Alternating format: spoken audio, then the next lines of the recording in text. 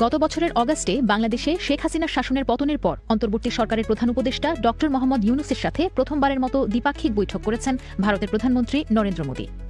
ব্যাংককের Shangri-La হোটেলে বঙ্গোপসাগরীয় দেশগুলোর আঞ্চলিক সহযোগিতা জোট বিমস্টেকের শীর্ষ সম্মেলনের সাইডলাইনে স্থানীয় সময় শুক্রবার বেলা 12:30টায় বৈঠকটি অনুষ্ঠিত হয়। এই বৈঠকের পর প্রধান উপদেষ্টার প্রেস সচিব শফিকুল আলম সাংবাদিকদের বলেছেন, বৈঠকে শেখ হাসিনার প্রত্যার্পণ সহ বিভিন্ন বিষয়ে আলোচনা হয়েছে।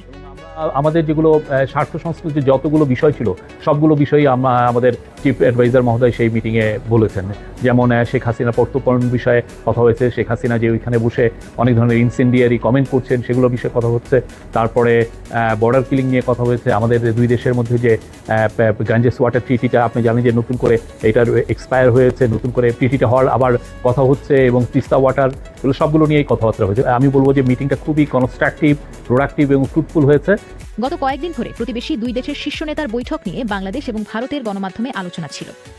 বিমস্টেক সম্মেলনের সাইডলাইনে দুই শীর্ষ নেতার মধ্যে দ্বিপাক্ষিক বৈঠক করার জন্য বাংলাদেশের পক্ষ থেকে আগ্রহ প্রকাশ করে চিঠি দেওয়া হয়েছিল বলে জানানো হয়েছিল ঢাকার কর্মকর্তাদের পক্ষ থেকে। বাংলাদেশের গণমাধ্যমে এ সংক্রান্ত খবর প্রকাশ হলেও ভারতীয় কর্মকর্তারা বিষয়টি নিশ্চিত করেননি। ফলে